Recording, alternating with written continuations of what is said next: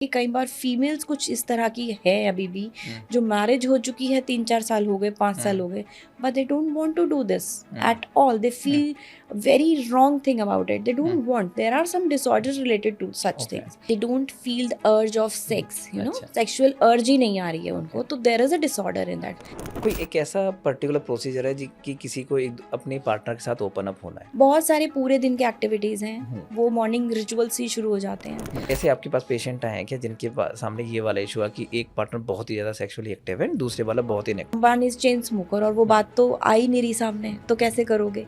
Female को तो पता ही नहीं है that he is chain smoker तो फिर क्या होगा? फिर तो सेक्सुअल अर्ज तो खत्म ही हो गई है। एक डेकेड में ना ये सेक्स टॉयज का बहुत चलन चल गया है कि सेक्स टॉयज रेडीली अवेलेबल मिल रहे हैं तो उसमें हम क्या करेंगे? अगर बच्चे के सामने पड़ता है तो we have to tell him that this is not for you, ये आपके काम की चीज अभी नहीं है। जैसे एक अल्कोहल आपके लिए नहीं है ऐसे ये भी आपके लिए नहीं है। 7 साल की मैरिज में एक बार भी नहीं किया, वो कहाँ थे, क्या कर रहे थे? इशू ही बड़ा अजीब है कि बड़ी बात ये है कि वो मेल जो है वो कहीं और नहीं गया है, he is simply waiting for his wife. Hello everybody, welcome to the Vasu R. आज हमारे साथ हैं doctor Prachi Kaushik. Sexual wellness, emotional connections से लेके बहुत सारे ऐसे टॉपिक्स हैं जिनके बारे में दुनिया बात नहीं करना चाहती है ओपनली। आज हम वो सारे टॉपिक इस पूरे पॉडकास्ट में कवर करेंगे। Doctor, welcome to the podcast. सबसे पहले हम लोग ये जान लेते हैं कि इंडिया में लोग बाग इस पर्टिकुलर टॉपिक के ऊपर बात करना क्यों नहीं चाहते हैं? क्योंकि टॉपिक ही कुछ इस तरह का है like people feel highly uncomfortable in discussing such issues specially with their parents, with their very close buys and they start discussing with your friends outside outer circle में where they feel comfortable and they get wrong kind of answers in that and they keep on following such things. तो उससे क्या होता है, they have a different wrong kind of एक उनके अंदर एक पिक्चर बन जाता है that keeps on continuing and they keep on adding on it. तो उससे क्या होगा, अपब्रिंगिंग में, कल्चरल इश्यूज में, उन सब के हिसाब से जब हम टोटलिटी देखेंगे वो प्रोफेशनली अच्छा कर सकता है लेकिन वो इस तरफ maybe he or she is not inclined to it, maybe they don't want to understand about it because of the reason they don't want to open up with it. They don't want to understand about their own body at times and they feel like what the other person was thinking about is going to be same with me as well. If I'm not thinking about the same thing, that means I'm having some issues and they don't want to talk about it. आपने culture की बात करी, देखेंगे तो Indian culture में ना इतना openness कभी रहा ही नहीं है कि ना इस पर्टिकुलर टॉपिक के बारे में बात करेंगे। देखो, पर पहले जैसे कामसूत्र की बुक्स भी आती हैं, कामसूत्र एक अपना में बहुत बड़ा टॉपिक रहा है, बट करंट सिनेरियो में या हमारे एजुकेशन सिस्टम का पार्ट ही नहीं रहा है कि सेक्सुअल वेलनेस के बारे में बात करें। आप ये सारी चीज़ को, इस कल्चरल लैग को आप कैसे देखते हो? एक टाइम तो ऐसा था कि स्कूल टाइम में बायोलॉजी में कुछ टॉपिक्स होते थे इसी से रिलेटेड तो टीचर्स उसको अवॉइड कर देते थे। वो की गलत था, हमारे टाइम पे भी हुआ है, होता था। तो स्कूल में क्या था, अच्छा these topics were not avoid किया गया है टीचर से, तो बच्चा उसको चाहता तो था पढ़ना। They used to make, student की एज में क्या होता है, they make fun of it, but अगर उसी वक्त अकॉर्डिंग टू द एज उसी वक्त टीचर उसको एक सीरियस नोट पर उनको अंडरस्टैंड करवाती कि बायोलॉजिकली हमारी किस किस एज में क्या क्या चेंजेस आते हैं हमारे बॉडी में, एडोलेसेंट एज में क्या क्या चेंज आएगा, या फीमेल्स को स्पेशली गर्ल्स को अगर ये क्लासेस दी जाती उस टाइम पे अबाउट मेंस्ट्रुअल साइकिल्स या मेंस्ट्रुअल पीरियड्स के बारे में, जो कि उस टाइम पे नहीं कही जाती थी, तो गर्ल्स को भी नहीं कुछ उस टाइम ओपनली बोला जाता था। कुछ मदर्स घर पे बता देती थी अपनी डॉटर्स को पुबर्टी स्टेज की कुछ चेंजेस होते हैं तो उसके बारे में तो बात ही नहीं करनी जाती थी। ऐसे कई बार तो उस टाइम में ऐसा भी होता था कि मैरिज हो गया है बट उन्हें पता ही नहीं है इसके बारे में, व्हाट इज़ दिस अबाउट, ये है क्या चीज़। तो गैप था। अब तो बहुत चीज़ों में गैप नहीं है, अभी भी बहुत जगह पे इस बारे में कंप्लीट जिसे हम कहेंगे नॉलेज ही नहीं है लोगों को। जिन्हें जो पता है, जैसे फैमिलीज में जो पता है उनको डायरेक्टली बताएंगे, अधूरा बताएंगे, तो पूरा नहीं बता रहे हैं या खुल के बात नहीं की जा रही है। या मुझे लगता है पेरेंट्स को सबसे पहले इसमें समझना चाहिए कि हम अपने बच्चों को अकॉर्डिंग टू देयर एज जब वो ग्रो कर रहे हैं, चाहे वो कहीं भी जाएं, किसी भी प्रोफेशन में जाएं, स्कूल टाइम से लेके कॉलेज टाइम तक व्हेनेवर, जब भी वो जहाँ भी हैं, उनको एजुकेट किया जाए सही टाइम पे, हाँ, क्या क्या इससे रिलेटेड डिजीजेज हैं उनके बारे में बताया जाए, हाँ, ताकि जो सेक्सुअली ट्रांसमिटेड डिजीजेज हैं हाँ, उनके बारे में भी उन्हें पहले से पता हो, हाँ, तो उस तरह की डिजीजेज स्प्रेड भी नहीं होंगी। हाँ, ट्रांसफरेबल क्या डिजीजेज हैं उसके बारे में अगर नॉलेज होगी तो वो ऐसे एक्सपीरियंसेस से भी अवॉइड करेंगे, इस तरह के एक्सपीरियंस भी, और उन्हें सब कुछ पता होने से हाँ, कोई उसमें, मुझे नहीं लगता कि उसमें कोई बुराई है। हाँ, तो अगर सही, नॉलेज है हाँ, तो उसमें कोई बुराई नहीं है, करेक्ट। पहले से पता होना ज़रूरी है। जैसे आपने बोला कि लड़कियों को मेंस्ट्रुअल साइकिल के टाइम पे उनको ये सारी चीज़ें पता होनी चाहिए। मेंस्ट्रुअल साइकिल कैसा होगा, या उसके एक फीमेल की बॉडी में जो मेंस्ट्रुअल साइकिल के बाद चेंजेस होते हैं वो क्या-क्या होते हैं, और उससे उनका जो सेक्सुअल ओरिएंटेशन है क्या वो भी वहीं से डिफाइन होना स्टार्ट हो जाता है? सी देर इज़ एन एज जिसमें बॉयज़ को और गर्ल्स को दोनों को डेवलपमेंट तो हो ही रहा है, हाँ, उन दोनों का उस स्टेज पे हो रहा है। हाँ, अगर डेवलपमेंट के टाइम पे हम ये बता दें कि मेंस्ट्रुअल साइकिल है क्या चीज़, हाँ, उसके बिफोर एंड आफ्टर डेज कौन से रिप्रोडक्टिव हैं, हाँ, है ना, क्या क्या चेंज आपके बॉडी में आ रहा है, आपको क्या क्या प्रॉब्लम्स आएंगी, हाँ, जैसे किसी को ज़्यादा ब्लड फ्लो है तो क्यों है, हाँ, गर्ल्स को बहुत ज़्यादा बॉडी पेन भी है, हम उस टाइम पे एंटी स्पाज्मोटिक टैबलेट्स देते हैं, ओके, हम उसकी जगह कुछ और क्यों नहीं देते, हम लोग मॉडर्न में क्यों जाते हैं। हाँ, मैं ये नहीं कहती हूँ कि एलोपैथी इज़ बैड, बट अगर हम कुछ नेचुरल चीज़ें उनको दे के हाँ, काम डाउन कर सकते हैं, क्योंकि हार्मोनल इम्बैलेंस और बैलेंस दोनों चीज़ों का फ़र्क आएगा। तो प्यूबर्टी के बाद मेंस्ट्रुअल साइकिल जब शुरू होती है, we have to, mothers should check on कि वो किस as per menstrual cycle start हुई, किस तरह की हुई, कितने दिन की हो रही है, 4 डेज, 3 डेज, 5 डेज, कितने दिन हर मंथ की कंटिन्यू हो रही है ना, क्या इरेगुलर तो नहीं है, क्योंकि उससे क्या है कि कईयों को रेगुलर मेंस्ट्रुअल साइकिल तो है लेकिन उनको बहुत टाइम के बाद जाके पता चलता है कि मैरिज के टाइम पे कि my daughter can not conceive, what are the reasons behind. तो वो बहुत सारी ऐसे, अब ये टॉपिक अपने आप में ही बहुत बड़ा है, तो इसके बारे में हम जब डिस्कस करने लगेंगे तो केस टू केस स्टडी भी आएगी इसमें। अच्छा, तो मैं आपको वो सारा भी बहुत अच्छे से एक्सप्लेन करूँगी ठीक कि है, क्यों एक फीमेल के क्या रीजंस हैं, वो कहेगी मुझे तो रेगुलर साइकिल भी थी इसको हाँ, लेकिन ये कंसीव क्यों नहीं कर रही है, उसके रीज़न क्या हैं, अच्छा। क्या उसका कोई डिसऑर्डर तो नहीं है, फिलोपियन ट्यूब का कोई क्या इशू तो इसमें नहीं उनकी है। जो फूडिंग हैबिट है उसका कोई इम्पैक्ट होता है? उसका तो बहुत ज़्यादा इम्पैक्ट है, जैसे कि फूड्स का तो डायरेक्ट इम्पैक्ट है ही। जैसे भी आप ये जितने भी फूड देख रहे हैं बाहर के, ये जितने भी आप, हम जंक फूड बोलेंगे सबसे पहले तो, या चाइनीज़ फूड है या जंक फूड है, इसका जो कंटेंट है, आप इनके अंदर जितने भी ये डीप फ्रीज फूड है जैसे बर्गर्स हो गए, पिज्ज़ा हो गया, ये सब लाइफस्टाइल में इस तरह से एडेड है, उसका इफेक्ट रिप्रोडक्टिव सिस्टम पे पूरा पड़ता है, मेल फीमेल दोनों के मेल पे? फीमेल दोनों पर। ओके, एडिक्शन मेल को अगर किसी भी तरह का और वही फीमेल को भी आ गया है तो उसका भी पूरा हेल्थ पे तो पड़ेगा ही पड़ेगा। जैसे स्मोकिंग हुआ, ड्रिंकिंग हुआ। स्मोकिंग और ड्रिंकिंग का तो बहुत ही ज़्यादा फर्क है। ओके, अगर आप अल्कोहल की बात करें या चेन स्मोकर्स की बात करें, ईडी मेल्स में होना ही होना है, इरेक्टाइल डिसफंक्शन जो है अच्छा, उसका एक बहुत बड़ा कारण यही है। ओके, अराउजल सिम्टम्स तो फील जो है सेंसिटिविटी की वो ज़ीरो हो जाएगी। ओ, क्या रीज़न क्या है, दोनों की बात करें अगर हम, जो मेल और फीमेल जेनाइटल ऑर्गन्स हैं उनमें अच्छी ब्लड सप्लाई की ज़रूरत है। ओके, अब ब्लड सप्लाई अल्कोहल की वजह से नहीं होगी, ओके, चेन स्मोकर्स में कार्बन मोनोऑक्साइड वो भी सप्रेस कर देगी ओके, ब्लड सप्लाई, अच्छा, उसकी वजह से सेंसिटिविटी ज़ीरो हो जाएगी, हाँ, sperm count, sperm quality zero हो जाएगी, अच्छा, फीमेल्स में एग काउंट कम हो जाएगा, है ना, और मेंस्ट्रुअल साइकिल पे इफ़ेक्ट आएगा, बाकी उनकी जो एंग्जाइटी बढ़ जाएगी, स्ट्रेस लेवल्स बढ़ जाएंगे।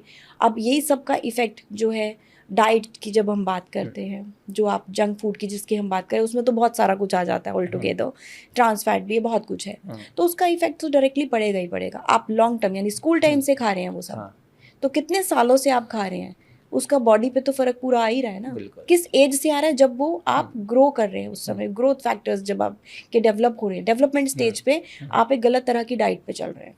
जब फूड के साथ साथ कुछ बॉडी की कुछ ऐसी एक्टिविटीज़ होती हैं कि कोई लोग बाग अगर XYZ टाइप की कुछ बॉडी एक्टिविटीज़ कर रहे हैं, राइट, जिसका इम्पैक्ट आपके सेक्सुअल एक्सपोजर पे होता है, किस तरह की आप जैसे एक्टिविटी एक्सरसाइज करना हुआ, वॉक करना हुआ, या आपकी डिफरेंट डिफरेंट टाइप की इंडस्ट्री में लोग बाग काम करते हैं, कोई ऐसी पर्टिकुलर टाइप की इंडस्ट्री है कि इस टाइप की इंडस्ट्री में लोग बाग काम करने वालों का जो ओरिएंटेशन है वो डिफरेंट टाइप का होता है, इस टाइप की इंडस्ट्री में काम करने वाले लोगों का sexual yes orientation different definitely होता है। जो लेट नाइट जैसे हमारी जो रूटीन साइकिल है वो डिस्टर्ब हो गई है. Late night they are working and they are sleeping in day time, they are waking up in night time, the eating in night time. उनकी साइकिल ही पूरी डिस्टर्ब्ड है.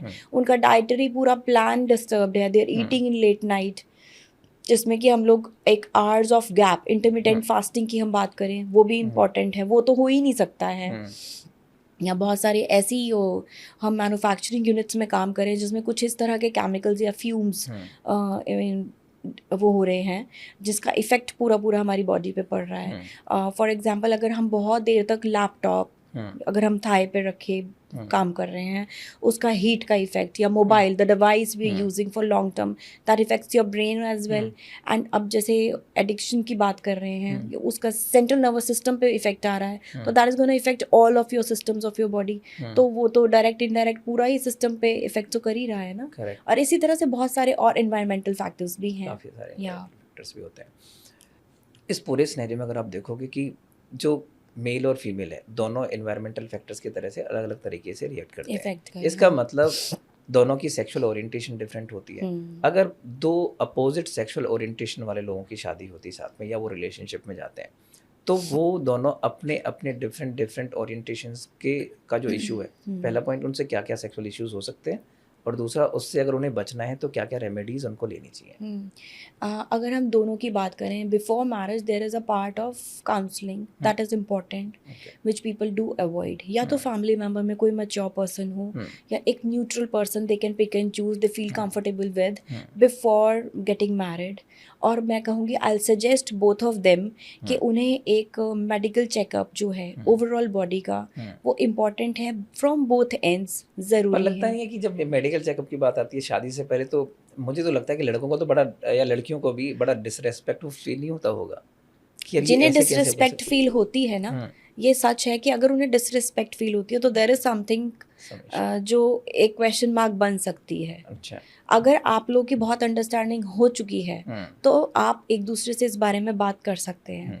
डिसरिस्पेक्ट तब आएगी जब एक तो करवाना चाह रहा है और दूसरा नहीं चाह रहा है. आपका एक पार्ट आता है where you have a level of understanding, you understand each other at some level where you have every kind of understanding about life, about your financial plannings, about your dislikes, you know, about your eating and habits, सब सभी कुछ all together है. जब आपका सब कुछ all together सही चल रहा है, you have a time to understand. ऐसा तो है नहीं कि आज आप मिले और कल आपकी शादी हो रही है. Correct. ऐसा तो पहले होता था कि देखा भी नहीं और शादी हो गई. ठीक है. और बहुत सारी चीज़ें उनको 10 साल तक भी नहीं समझ में आती थी. और मुझे लगता है तब इसी वजह से दिस इज द रीज़न लोग बात ही नहीं करते थे इस बारे में. एक्स्ट्रा मैरिटल अफेयर तब भी होते थे, अब भी होते हैं. तो उनके धीरे धीरे ऐसे छोटे छोटे रीजंस बनते हैं.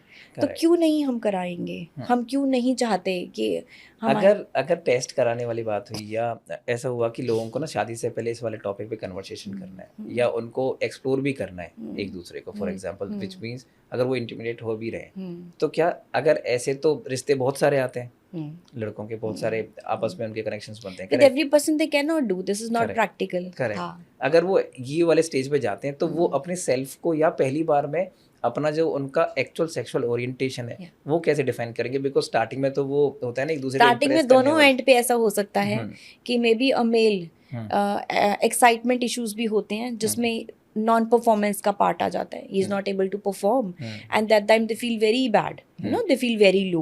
This is a part of male, that time he feels very uncomfortable. Same way female can feel. So उसमें ऐसा भी होता है कि कई बार फीमेल्स कुछ इस तरह की है अभी भी जो मैरिज हो चुकी है, 3-4 साल हो गए, 5 साल हो गए, but they don't want to do this at all. They feel very wrong thing about it. They don't want. There are some disorders related to such things. ऐसे भी मेरे पास cases. क्या बोलते हैं इस डिसऑर्डर को biologically? They don't feel the urge of sex, you know, sexual urge ही नहीं आ रही है उनको. तो there is a disorder in that, जिसमें हार्मोनल imbalance भी हो सकता है, जिसमें उनको anxiety issues हैं, stress issues हैं, या they feel like it is going to be very painful. उस घबराहट में they don't want to do it. They feel like maybe किसी पार्ट पे उन्हें गिल्ट फील हो रहा है. They feel very, एक होता है ना हमें जैसे this is not good. Dirty, हाँ अच्छा नहीं है, हाँ, तो गंदी बात बोलते हैं ये लोग। मुझे अच्छा नहीं लग रहा है, तो why my husband want to do it, उसकी सोच गलत है। तो it's a need of it. जैसे हमारी हंगर इशू है, हमें भूख लगती है ना, we want to buy new things, we want to look good ना, हमें नए नए जगह जाना अच्छा लगता है ना, हमारी बॉडी की कुछ कुछ नीड्स हैं, पेन होगा तो हम ऑइंटमेंट लगाएंगे ना, ऐसे ये भी एक रिक्वायरमेंट है ना, हमें नींद आती है तो हम सोते हैं, तो this is also part of it. Body की रिक्वायरमेंट्स है अलग अलग, तो वो उसको एक रिक्वायरमेंट, एक नीड की तरह नहीं ले रही, जिससे बदले में उसको एक हैप्पीनेस, एक सेटिस्फैक्शन लेवल और रिलेशनशिप की बॉन्डिंग जैसे होती है, वो सब की उसको समझ नहीं आ रही है। तो ऐसे इश्यूज भी आएंगे, दोनों तरफ होंगे। अगर दो लोग ऐसे जिनकी एक बंदे की नीड ज़्यादा है और एक बंदे की नीड कम है, हाँ, तो ये लोग अपने आप के अपने रिलेशनशिप को कैसे बेटर कर सकते हैं in terms of their sexual need? मैंने बहुत बार देखा है कि एक बंदे की डिज़ायर बहुत ज़्यादा है, in there you know time is also like huge. दूसरा बंदा है जो कि जिसका कुछ सेकंड्स का ही टाइम है and they are done with it, correct. तो इस पूरे सिनेरियो में वो लोग कैसे एक दूसरे को सेटिस्फाइड रख सकते हैं, एंड उसके बाद केवल फिजिकली नहीं, बिकॉज ये अपने आप में एक बड़ा मेंटल इशू भी लगता है लोगों को कि यार मैं am not mentally satisfied with the partner, तो कैसे ओवरकम कर सकते हैं? ये एक पार्ट बन जाता है फिर एक्स्ट्रा मैरिटल अफेयर का भी, हाँ। है ना। हो सकता है कि one is actually very active, another person is not. हो सकता है कि समवन इज एडिक्टेड ऑल्सो, एक लेवल आता है, we have to check on it. Sexually active होना एडिक्शन बिल्कुल नहीं है, वो दोनों की रिक्वायरमेंट्स के ऊपर पड़ता है। They both have to discuss about their needs, their requirements. दोनों को अलग तरह का फोर प्ले पसंद होगा, दोनों को अलग तरह की रिक्वायरमेंट्स होंगी उस वक्त, दोनों एक ही टाइप के अराउजल पे नहीं आ सकते, दोनों को एक ही तरह का बार बार चीज़ें अच्छी नहीं लग सकती। They have to check on कि उनको एनवायरमेंटल चेंज, उनको कौन कौन से चेंजेस से अच्छा लगता है। They have to talk about their intimate relationship, the procedure of doing it, there are lot of ways of doing it, और ये ज़रूरी नहीं है कि सिर्फ यही है, ऐसे बहुत सारे एक्टिविटीज़ पूरे दिन की होती हैं जिसमें वो एक दूसरे से बात करके मैनेज कर सकते हैं। जैसे if he or she is doing something good to you and you are not noticing that, regularly she is doing something good to you और आप नोटिस नहीं कर रहे हैं, तो वो धीरे धीरे क्या होगा, ऑब्सलीट होता जाएगा, वो करेगी ही नहीं।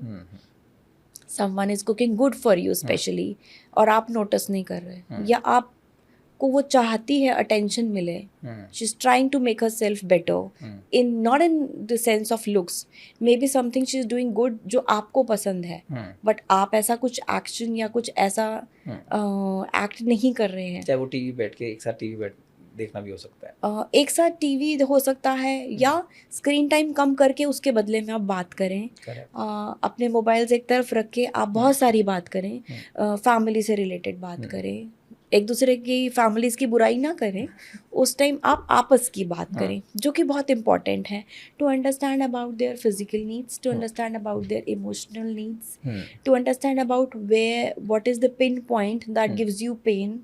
May be your partner is not comfortable at same level, you can have a kind, you can make herself comfortable also, not by doing only sex, because वो तो जरूर अगर नहीं है। कंफर्टेबल लेवल की बात है तो जैसे आपने बोला ना कि कुछ लोगों को पसंद नहीं है, करेक्ट, किसी को लगता है कि ना ये गलत चीज़ है, ऐसे इंसान के साथ हम वो कंफर्टेबल जोन में पहुंच कैसे सकते हैं जब वो उस इंसान उस टॉपिक पे बात ही नहीं करना चाहता है? तो बात नहीं कर रहा है, आपको उसको टाइम देना है, आपको ज़रूरी नहीं कि उसको डायरेक्टली आप उससे डायरेक्टली आप फोर्सिबली गए, I want to do, just simply I want to do, फिर तो बिल्कुल ही गलत हो जाएगा, because she is not interested and she will feel like he is having this need only and he wants to cover up with this, that's it. इसकी सिर्फ यही एक रिक्वायरमेंट है, और ये इसी की वजह से मेरे को इतनी बुरी तरह से फॉलो कर रहा है, एंड ही इज़ डोमिनेटिंग मी।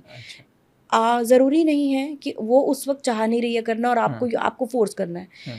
ऐसे भी बहुत सारे एक्शन, जैसे कडलिंग है, मसाज कर सकते हो आप उसको समझ सकते हो उसको क्या अच्छा लग रहा है। Maybe she is suffering from some issues जो कि मेडिकल इश्यूज हो सकते हैं।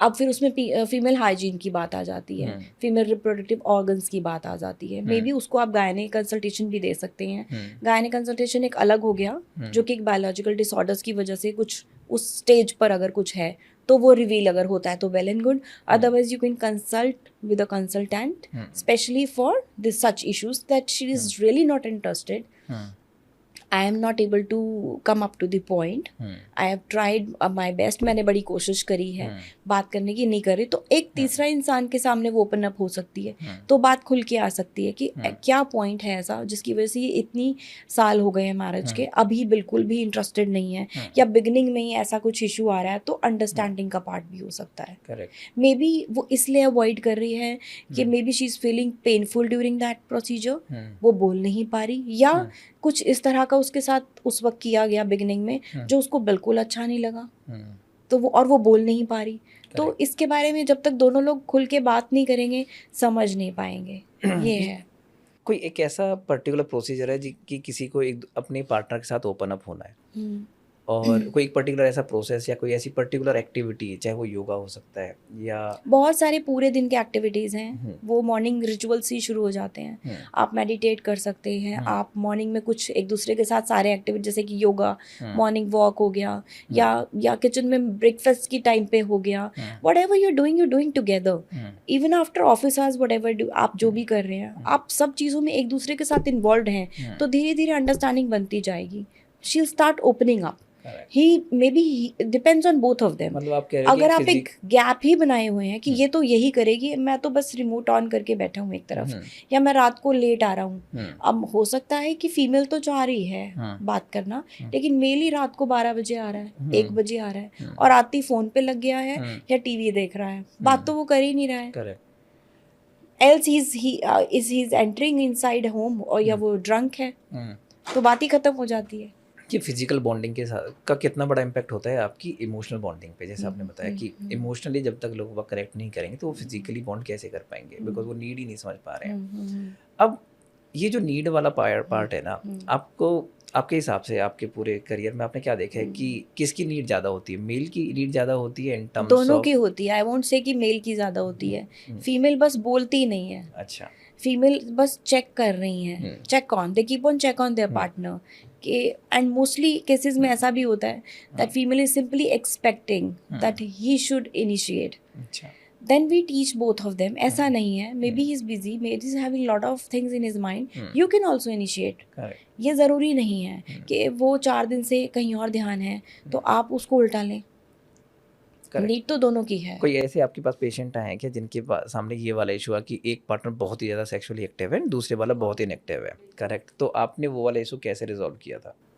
उसमें उनके female was having some issues medically, तो वो जब रिवील हुआ तो हार्मोनल इम्बैलेंस भी था उसमें, and male was also having such kind of issue. ऐसा नहीं है कि खाली फीमेल के साथ ही था ये, एक तो मेल के साथ भी था because he was addicted to alcohol, और एक और कपल था जिस ऐसे केसेस अलग अलग होते हैं. सब में कोई ना कोई कारण निकल जाता है, एक दिन में नहीं आया, 3 दिन में आ जाएगा. काउंसलिंग्स कर रहे हो आप, धीरे धीरे रिवील होती हैं चीज़ें. समवन इज चेन स्मोकर, और वो बात तो आ ही नहीं रही सामने, तो कैसे करोगे? फीमेल को तो पता ही नहीं है that he is chain smoker, तो फिर क्या होगा? फिर तो सेक्सुअल अर्ज तो खत्म ही हो गई है. करेक्ट. तो फिर अब ये जो सारा डिससेटिस्फैक्शन है पार्टनर्स के थ्रू, पार्टनर्स के बीच में, ये या तो एक्स्ट्रा मैरिटल अफेयर्स को की तरफ ले जाता है लोगों को, या मैंने देखा है कि आज की डेट में जैसे पिछले एक डेकेड में ना ये सेक्स टॉयज का बहुत चलन चल गया है ना, और बहुत ही ज़्यादा ऑनलाइन मार्केट अगर आप देखोगे तो पिछले एक दशक में कुछ तकरीबन 20-25 हज़ार करोड़ की इंडिया मार्केट हो गई है. इसीलिए अब लीगल भी हो गया, अब तो now they are available on Blinkit also, correct. तो ये आप कैसे देखते हो ये सारे ट्रांसफॉर्मेशन, क्योंकि या तो एक्स्ट्रा मैरिटल अफेयर चल रहे हैं, करेक्ट, और एक्स्ट्रा मैरिटल अफेयर्स का कितना बड़ा इम्पैक्ट आता है आपके फिजिकल रिलेशनशिप के ऊपर? सोशली गुड और बैड सब ऑल टुगेदर चल रहा है. ये हमने अपने स्कूल, अपने बच्चों को, parents have to be active in it. उसके बाद कपल्स की बारी आती है ना. अपब्रिंगिंग का इफेक्ट तो अब बढ़ेगा ही, क्योंकि पहले और अब में बहुत चीज़ों का फ़र्क आ गया है.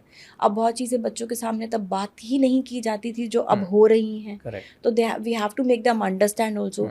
बहुत सारे ऐसे कपल्स हैं जो अपने बच्चे के सामने ड्रिंक कर रहे हैं, पहले के पेरेंट्स नहीं करते थे, but we tell them openly कि आफ्टर द एज ऑफ 18 और 20 you can, but not now. तो वो क्या है, चीज़ें धीरे धीरे हर चीज़ खुल के बात हो रही है सामने से. ऐसी इस एजुकेशन के बारे में भी है, सेक्स एजुकेशन के बारे में. अब जो चेंज आप कह रहे हो कि सेक्स टॉयज रेडीली अवेलेबल मिल रहे हैं, तो उसमें हम क्या करेंगे? अगर बच्चे के सामने पड़ता है तो we have to tell him that this is not for you, ये आपके काम की चीज़ अभी नहीं है. दिस इज नॉट, जैसे एक अल्कोहल आपके लिए नहीं है, ऐसे ये भी आपके लिए नहीं है, अगर सामने पड़ जाता है तो otherwise we should avoid, because एक एज है ना उसकी भी, है ना।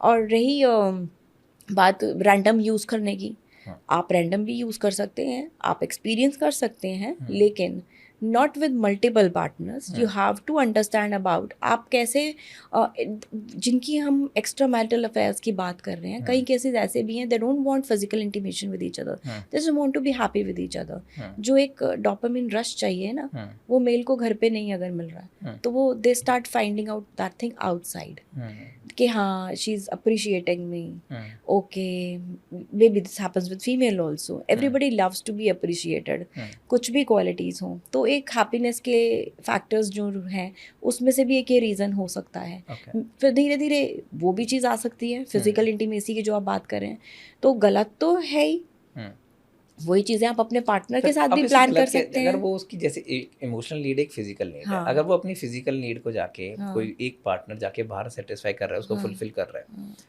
तो ये तो उसकी फिजिकल नीड है, वो तो बोल देगा भाई मेरी फिजिकल नीड है, I am going to do it. That can be fulfilled by own partner also, जो नहीं है माना। अब बहुत बार मैंने बहुत सारे केसेस में देखा है कि एक पार्टनर है जिसके ना फिजिकल जो रिक्वायरमेंट है वो डिफरेंट चीज़ों को ट्राई करने की है, एंड जो उनका पार्टनर है वो सारी चीज़ें नहीं चाहता इतना सारा ट्राई करना, they have their own style, correct. अब इस पर्टिकुलर केस में क्या क्या इश्यूज हो सकते हैं? इसी में तो काउंसलिंग काम करती है, इसी में तो एक दूसरे मे बी थर्ड पर्सन की जरूरत ना हो, maybe they both have to talk about it, that is very important to just protect their relationship, कि एक दूसरे की नीड्स तो अलग हैं ही, ऐसे तो कुछ टाइम बाद एजिंग साइंस भी आएंगे which will effect your sexual life also, वो फीमेल के हिस्से में भी आएंगे, मेल के पार्ट पे भी आएंगे, है ना। वो भी दोनों को अंडरस्टैंड करने बहुत ज़रूरी है। ये तो ज़रूरी नहीं कि हर स्टेज पे उनका उतना ही मन करेगा जितना उनको 20 साल की या 21 साल की एज में कर रहा था, वो तो ऑब्वियस चेंजेस हैं जो आएंगे। तो ऐसे ही कुछ स्टेज पे somebody wants to try new things, तो दूसरा भी उस चीज़ों को समझ के एक्सपीरियंस ओपनली करना चाहे तो करना चाहिए। अगर वो नहीं कर रहा है या उसको वो गलत वे में ले रहा है, तो एक दूसरे को उसके बारे में बात करनी होगी। मे बी दोनों को सेम चीज़ अच्छी नहीं लग सकती, तो वो बात कर सकते हैं, I don't like this, let's check on other thing. बहुत तरीके हैं, है ना। तो बिना बात किए तो सॉल्यूशन कुछ भी नहीं निकलेगा, बिल्कुल। और अगर कोई चीज़ अच्छी नहीं किसी को लग रही, उसके कारण क्या है, reason we have to know. पर कारण के बारे में तब बात कर सकते हैं जब लोगों को एक्चुअल में उसके पीछे की ना फैक्चुअल नॉलेज हो। अब इंडियन वो नहीं है तभी तो सेक्सोलॉजिस्ट के पास या कंसल्टेंट पे वो जाएगा ना। वो जाते नहीं है। उन्हें लगता है हमें कोई प्रॉब्लम थोड़ी है। कोई आपने ऐसा अभी तक के पेशेंट देखा है क्या जिसमें जिनको ना अब से बहुत दिन पहले आपके पास आ जाना चाहिए था, but because of this shyness? बहुत होते हैं, कई साल, 7 साल की मैरिज में एक बार भी नहीं किया, तो उन्हें कब आना चाहिए था? वो कहाँ थे, क्या कर रहे थे? कोई भी मतलब इशू ही बड़ा अजीब है कि बड़ी बात ये है कि वो मेल जो है वो कहीं और नहीं गया है, he is simply waiting for his wife to respond on it.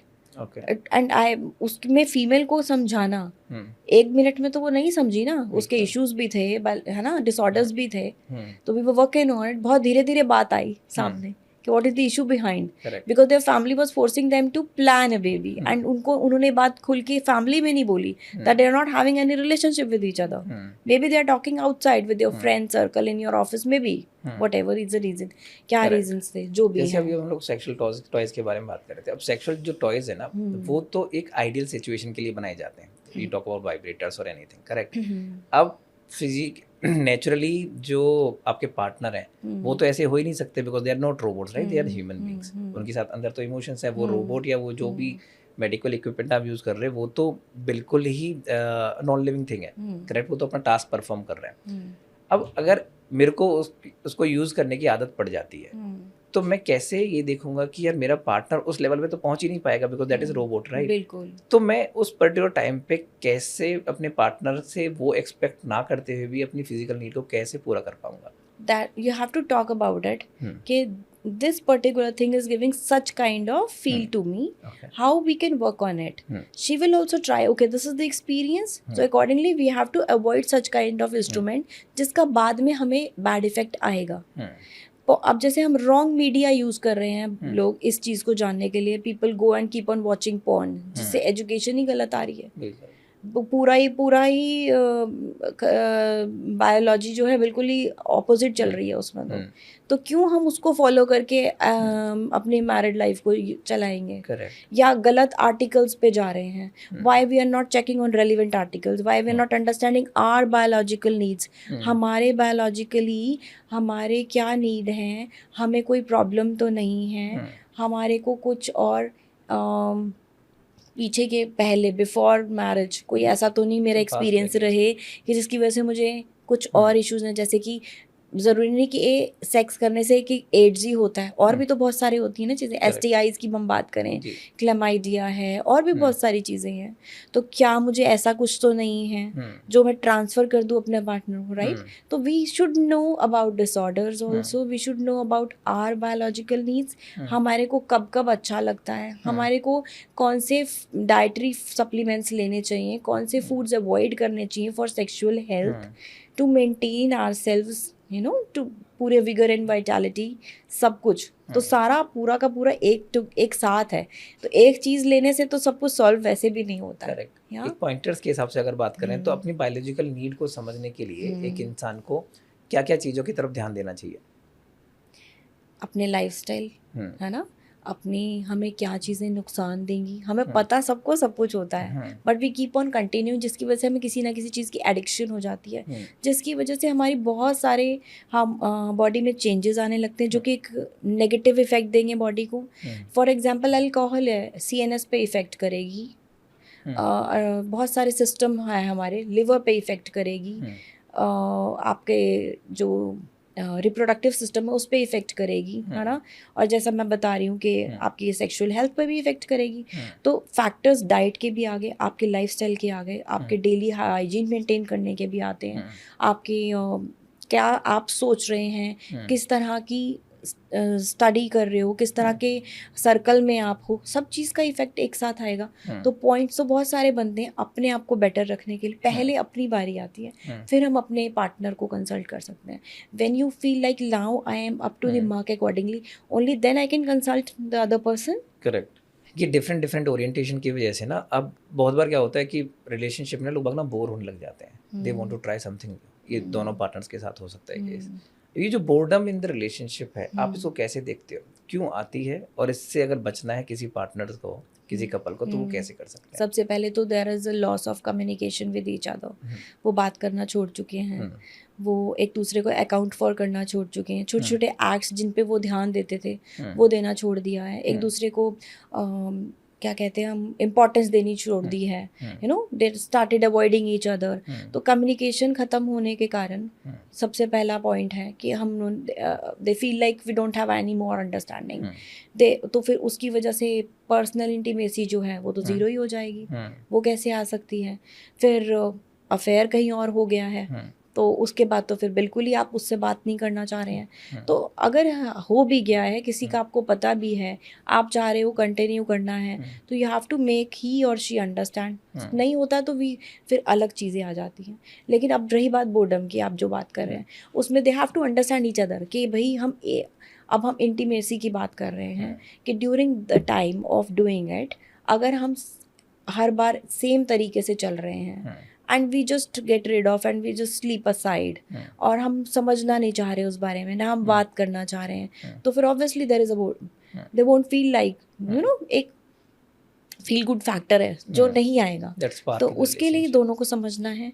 May be environmental change, एक चेंज चाहिए, not the same room, may be a new place will also work on it. May be आप कुछ time तक एक lifestyle पे चल रहे थे जिसकी वजह से इफेक्ट आ गया, हाँ, तो डाइटरी सप्लीमेंट्स या कुछ आप किसी डिजीज से चल रहे हैं कुछ लंबे टाइम से, उसका इफेक्ट भी हो सकता है। तो और या फिर फैमिली का इन्वायरमेंट कुछ ऐसा है ना, जिसमें कुछ डोमिनेटिंग पर्सनालिटीज़ हैं घर में, तो आपको दोनों लोगों को समझना होगा कि हमें इस अपने आपस के रिलेशनशिप को कैसे एक अच्छे अंडरस्टैंडिंग के लेवल पे लाना है। अगर आपको लग रहा है things are just going to end up now, then you have to work on it, चाहे वो बात करके हो, चाहे वो प्रेजेंस आपकी कितनी आ रही है आप एक दूसरे के साथ। प्लस जो ये चीज़ है जिसमें ऐसा भी हो सकता है कि एक पार्टनर सोच रहा, I don't feel like doing now with her and I feel like doing with this girl now, तो रीज़न क्या है? Why you are attracted to the other person, not your own wife? So why you don't want to try all those things with your wife?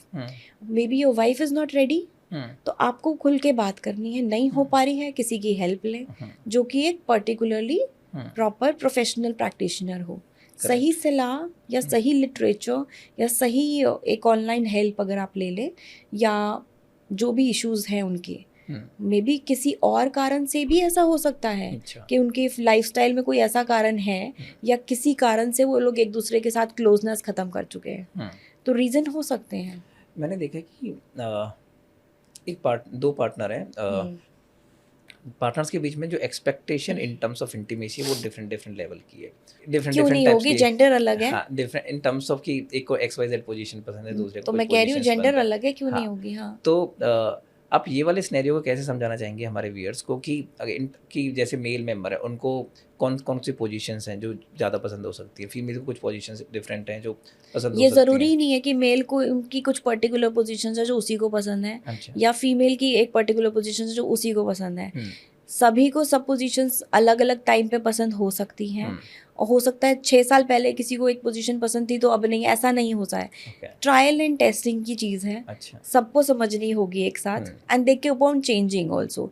एक style किसी को समझ नहीं आ सकता, एक ही कपड़े आप रोज नहीं पहन सकते, तो same thing is happens with this also, right? एक ही तरह का खाना आप रोज कैसे खा सकते हो?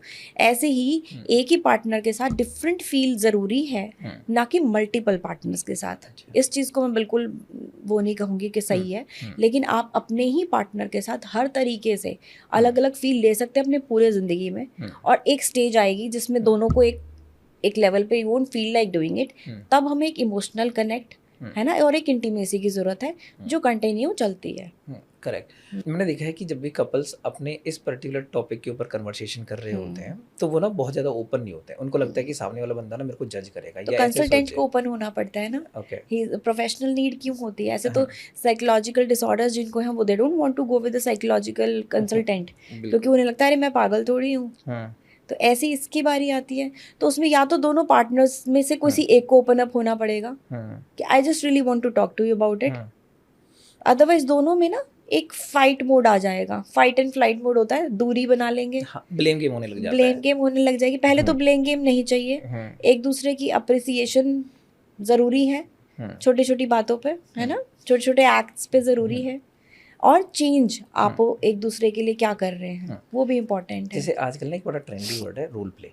करेक्ट। लोगों ने बहुत सारी वीडियोस देखी हैं ऑनलाइन, उनको लगता है कि रोल प्ले इज समथिंग जो कि हम लोगों को ट्राई करना चाहिए। जब भी लोग बाग रिलेशनशिप में बोर होने लग जाते हैं तो वो रोल प्ले की तरफ जाने लग जाते हैं। ऐसा आपको लगता है कि रोल प्ले कितना बड़ा रोल अदा करता कितने है? टाइम तक role play? That is an artificial thing if happens. मुझे लगता है रोल प्ले कुछ देर तक चलेगा। प्रैक्टिकल लाइफ में आप बहुत सारे काम कर रहे हैं तो उसमें एक रोल प्ले कब तक बनाएंगे? मुझे लगता है रोल प्ले में बिल्कुल हमें लगता है कि अंडरस्टैंडिंग बन सकती है एक टाइम पीरियड तक, लेकिन जब बन चुकी है या आपको लगता है कि अब मैं ये पार्ट प्ले करूँ, अब तुम ये पढ़ो, ऑपोजिट हो जाए, और उससे अगर इफेक्ट पड़ रहा है और आप बाद में समझ सकते हैं 10 दिन बाद, yes this really help me, तो ठीक है, इट्स ओके। बट समझ जब आ जाएगी एक दूसरे को तो किसी और, मुझे नहीं लगता किसी और चीज़ की ज़रूरत है उसके बाद। अब जैसे आज की डेट में ना सोशल मीडिया बड़ा फेमस है। करेक्ट। सोशल मीडिया पे अपना बहुत सारे सेलिब्रिटीज देखते हो, राइट? कुछ पॉर्न स्टार्स भी जो सोशल मीडिया पे वो बहुत सारे डिफरेंट पोजीशंस या बहुत सारे डिफरेंट टाइप की इंटीमेसी को ना प्रमोट कर रहे होते हैं, ठीक है, अपने हिसाब से कर रहे होते हैं कुछ भी। आजकल की जनरेशन तो वही देखती है और उनकी एक्सपेक्टेशन भी ना उसी लेवल की। मैं तो कह रही हूँ वो गलत मीडिया को यूज़ करेंगे तो अपने साथ भी गलत करेंगे। अच्छा।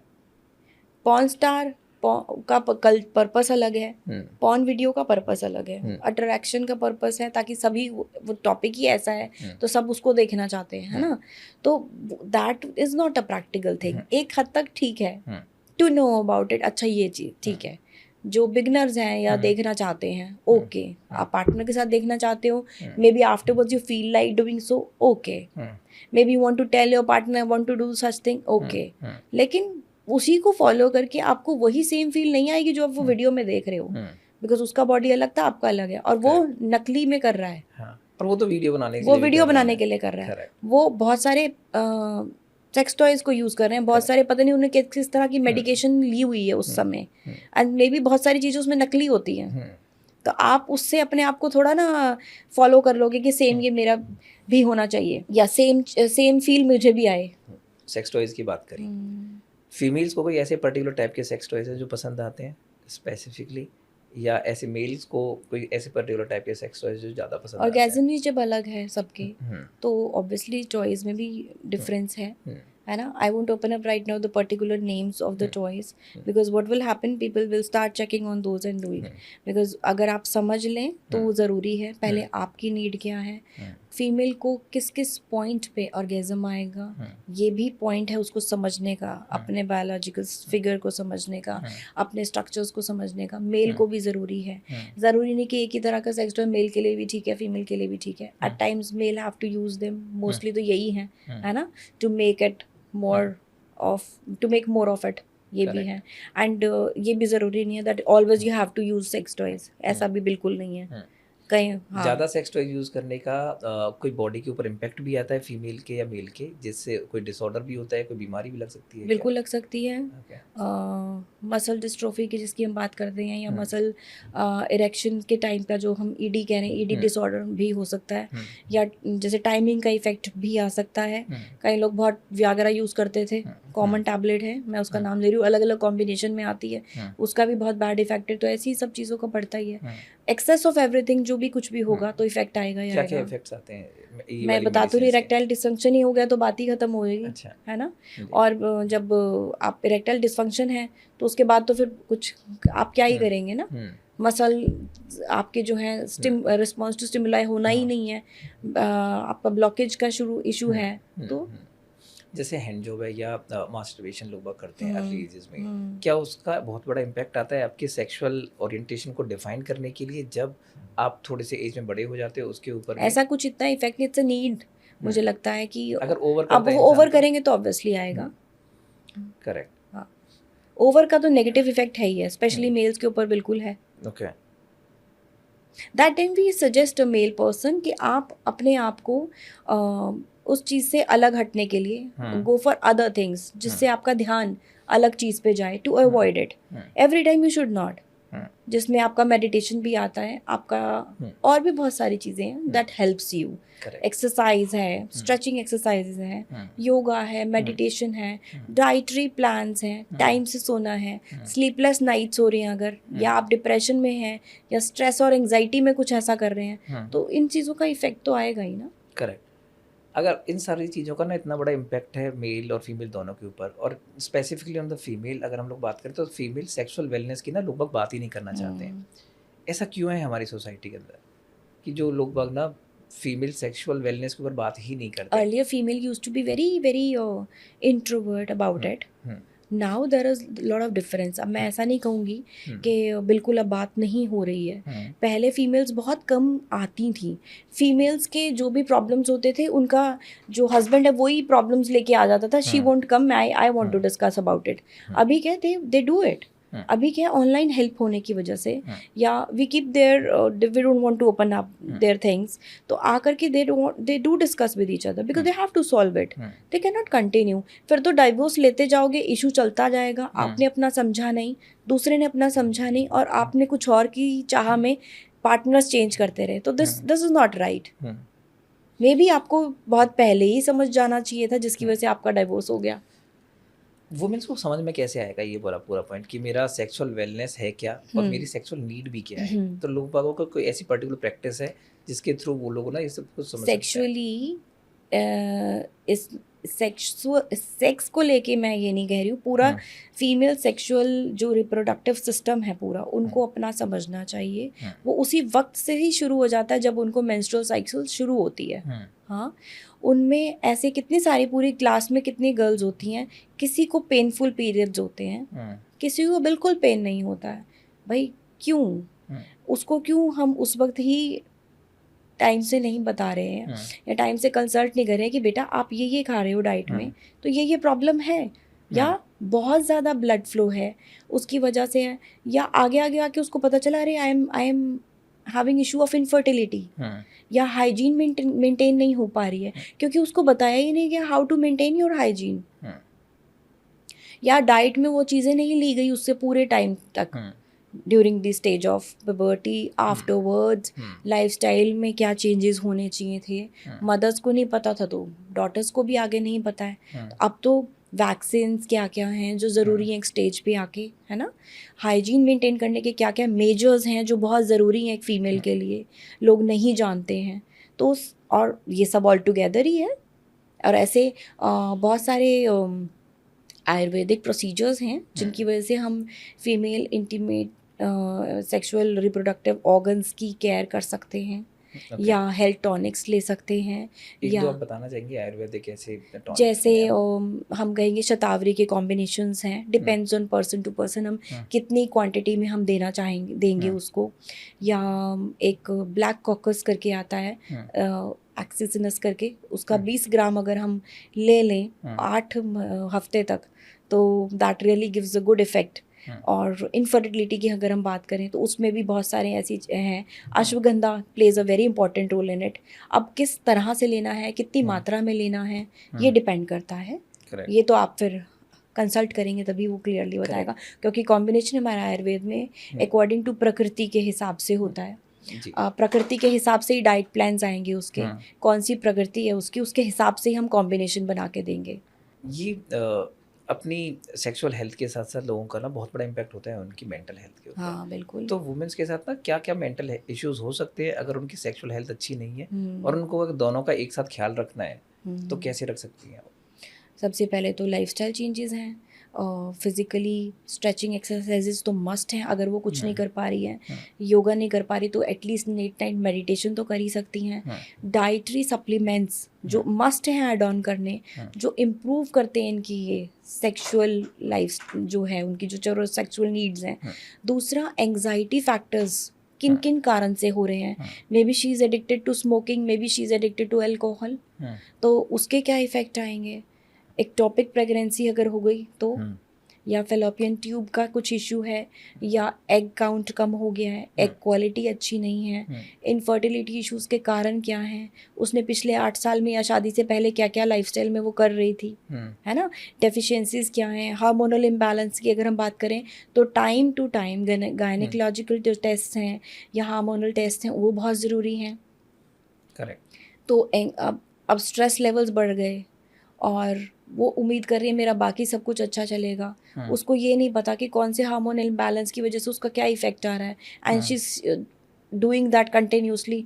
तो इफेक्ट तो ओवरऑल फिर सब चीज़ों का आ रहा है ना। करेक्ट। जिसमें कि हमारे आयुर्वेदिक में हम लोग क्या डिफेंड करते हैं, प्रोसीजर्स हैं हमारे अपने आप में अलग से, मेडिकेशन भी हैं, थेरेपेटिक डोजेस भी हैं, और कुछ हम पंचकर्मा भी अवॉइड प्रोवाइड करते हैं। तो उसमें क्या ऑल टुगेदर लाइफस्टाइल चेंजेस हैं। डिटॉक्स इम्पॉर्टेंट है। डिटॉक्स के लिए ज़रूरी नहीं आप बिजी लाइफस्टाइल में हैं तो आप डिटॉक्स के लिए प्रॉपरली एडमिट हो जाएंगे। डिटॉक्स मेडिसिन से, ओरल मेडिकेशन से, सम कॉम्बिनेशन से, या एक अच्छे डाइटरी प्लान से भी हो सकता है। एक अच्छी और हेल्दी सेक्सुअल और मेंटल हेल्थ के लिए अगर एक फीमेल की बात करते हैं, एक फीमेल को दिन का रूटीन क्या होना चाहिए कि इससे ना उसकी फिजिकल और मेंटल नीड्स ना फुलफिल हो सकते हैं। फॉर कोई लेट्स सपोज कोई मैरिड कपल है, कोई वाइफ है, तो फिर खाली फीमेल के लिए आप बात कर रहे हैं? फिर मेल की बात करेंगे एक एक करके। हाँ, फीमेल के बारे में सबसे पहले तो उसकी नींद अच्छी होनी चाहिए, उसका मेलाटोनिन लेवल जो है वो ज़रूरी है अच्छा हो, जो नेचुरल चीज़ों से हो सकता है। फ्रूट्स में भी कुछ ऐसे हैं जिनसे हम नेचुरल नींद अच्छी ले सकते हैं। फॉर एग्जांपल ग्रेप्स से आप एक क्वांटिटी में ले लें, उससे नींद अच्छी आएगी। दूध से, कुछ मेडिसिन जैसे अश्वगंधा है, शतावरी है, कुछ सप्लीमेंट्स ऐड ऑन कर लें। मेडिटेशन ज़रूर करें, नहीं हो पा रहा योगा करें, वॉक करें, टाइम से मील्स लें, जंक फूड अवॉइड करें, है ना। स्क्रीन टाइम कम कर दें। उसके बाद in exchange of screen time talk to your partner. Start, नई बात हो पा रही है, do something for yourself, do something which you feel के मुझे अच्छा ये करके अच्छा लगता है ना। तो लंच में क्या लेना है, क्या चीज़ें बिल्कुल अवॉइड करनी है रात के टाइम पे, इंटरमिटेंट फास्टिंग थोड़ी शुरू कर दें। और साथ में अगर कुछ प्रॉब्लम्स आ रही हैं या कुछ डिसऑर्डर्स हैं, टाइम टू टाइम चेकअप बहुत ज़रूरी है एक फ़ीमेल को, जो कि नहीं करते हैं लोग। बहुत सारी फीमेल थायराइड से इश्यूज में सफ़र कर रही हैं बट उन्हें पता ही नहीं है। सेम फॉर द मेल, एक मेल का पूरा डे रूटीन क्या होना चाहिए जिसमें उनका जो सेक्सुअल रिक्वायरमेंट है पूरे हम्म। दिन की बॉडी की, जो फिजिकल नीड है, जो उसको एक पूरी तरीके से इवनिंग के टाइम के लिए प्रिपेयर कर सके। वो बॉडी एक्टिविटीज़ हो सकती है, फूड हो सकता है, क्या क्या ऐसी चीज़ें हैं जो मेल को यूज़ करनी चाहिए। उसमें है कि अगर if he is planning to do and he is not feeling so he deficient in many things, जैसे जिनसे आपको जब हमें डिनर है, अगर हमारा लास्ट मील जो है बहुत लेट किया है या अल्कोहल इनटेक बहुत है तो मतलब ही नहीं बनता है। अगर आप लेट आ रहे हैं या आप you are not feeling happy, आप ओवर हैं बहुत सारी चीज़ों से ऑल टुगेदर, इमोशनली आप नहीं ओपन अप हो पा रहे हैं, घर पे स्ट्रेस के साथ आए हैं, तो कोई मतलब नहीं बनता है। लेकिन अगर आप चाह रहे हैं एक हेल्दी लाइफस्टाइल में जी रहे हैं तो सुबह से ही स्टार्ट होगा, वो शाम से नहीं स्टार्ट होगा, वो सुबह से ही होगा। जैसे एक फीमेल का शुरू होगा, अच्छा ये मेरा डे था, आज मैंने बहुत अच्छे से फिजिकल एक्सरसाइज की है, मेरा ये मेजर्ड मील है, ये मेरा दोपहर का था, ये मैं टाइम से आया हूँ, मैंने कोई ऐसी चीज़ नहीं ली है जो मेरे को स्पेशली जिस तरह के ये paan masala and all this also gives you very bad effect, है ना। रजनीगंधा, सिगरेट, पान मसाला एडिक्टेड हो तो कम कर लें, धीरे धीरे कम करें और उस तरह की सप्लीमेंट्स लेने शुरू करें जो सेक्सुअल अर्ज को आपके बढ़ाते हैं, इफ़ यू फील सो, जैसे कि जैसे यही कॉम्बिनेशंस आएंगे आपके बहुत सारे, अच्छा। कोकशूर है, कुचला है, हमारे ऐसे बहुत सारे आयुर्वेद में हम पॉइजन्स बोलते हैं वैसे तो, बिकॉज मैंने जो स्टडी की है MD that is in forensic medicine and toxicology, अच्छा। उसमें ऐसे बहुत सारे कॉम्बिनेशंस हैं ऑफ पॉइजन्स जो कि इस तरह के डिसऑर्डर्स में काम आते हैं। अच्छा। मात्रा उनकी डिपेंड करेगी कि कितनी कितनी देनी है, तो उस तरह के कुछ कॉम्बिनेशन पर्टिकुलरली देते भी हैं, तो वो दवाई के तौर पर नहीं, एक सप्लीमेंट के तौर पर लेगा वो, तो उसका इफेक्ट डेफिनेटली उस पर एक पॉजिटिव वे में आएगा। ठीक, moving to the last question of the podcast ना, एक यंग कपल है, उसको physical intimacy, mental satisfaction with each other, अगर ये सब कुछ को ना एक आइडियल सिचुएशन पे लेके जाना है according to their own style, कैसे लेके जा सकते हैं? क्योंकि उनके अपने अपने नीड्स अलग अलग हैं, उनका स्टाइल ही अलग है, उनको कुछ हो सकता है 20 साल बाद अलग ही तरह की रिक्वायरमेंट हो, 20 साल पहले कुछ अलग थी। तो इम्पॉर्टेंट है communication with each other, important है इंटीमेसी किस तरह की वो चाहते हैं, इम्पॉर्टेंट है उनको क्या क्या इश्यूज अकॉर्डिंगली हर स्टेज पे आ रहे हैं, तो और understanding each other on both hands, emotionally also, और फैमिली इन्वायरमेंट को कैसे चेकआउट करना है ना, तो सब चीज़ें ऑल टुगेदर हैं, प्लस डाइट आपकी साथ में काम आती है, तो ये तो सब चीज़ें टुगेदर कॉम्बिनेशन है। आपको कोई प्रॉब्लम है, आपको पता ही नहीं है और आप समझ नहीं पा रहे, आप ब्लेम कर रहे हो, ब्लेम नहीं करना है, एक दूसरे को समझना है, एक दूसरे की इंटीमेसी की जो नीड्स हैं उनको समझना जरूरी है। अगर समझ ही नहीं रहे, आप चाह रहे हो कि I just want to be satisfied whatever he और शी इज डूइंग, तो फिर डिफरेंशियल काउंट आज नहीं तो कल आएगा ही आएगा। करेक्ट। जैसा कि मैं हमेशा बोलता हूँ, कम्युनिकेशन इन एनी रिलेशनशिप, चाहे वो आपका सेक्सुअल रिलेशनशिप हो, आपके पार्टनर के साथ आपकी मेंटल पीस की बात हो, एक अच्छा कम्युनिकेशन एक बहुत ही ज़्यादा हेल्पफुल टूल होता है जिसके थ्रू आप अपने पार्टनर्स के साथ, अपने चाहे कलीग्स भी हैं आपके, चाहे पेरेंट्स से कोई भी हो, मैं हमेशा एक लाइन बोलता हूँ, टॉक। जब आप किसी चीज़ के बारे में बात करते हो तभी उसका सॉल्यूशन आप निकाल सकते हो अगर कोई प्रॉब्लम आ रही है तो। इसी के साथ हम लोग ये पॉडकास्ट को यहीं पे ख़त्म करते हैं। Thank you so much doctor, thank you so much for coming on the podcast.